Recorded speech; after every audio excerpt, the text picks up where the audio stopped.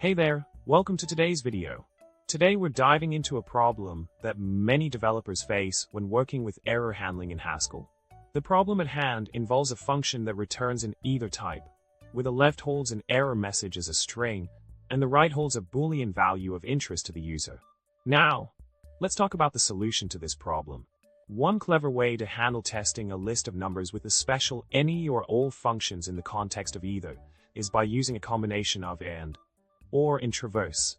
By applying traverse to the testPre function and then using and or in conjunction with $fmap, we can effectively test our list of numbers and handle the either values seamlessly.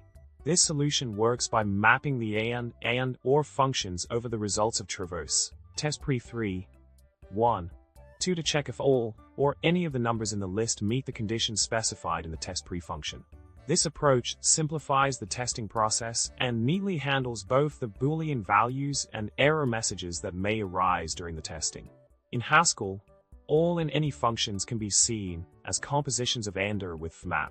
Utilizing the power of traverse and the composition of functions, we can efficiently handle testing multiple numbers with the testPre function while gracefully managing any errors that may occur along the way.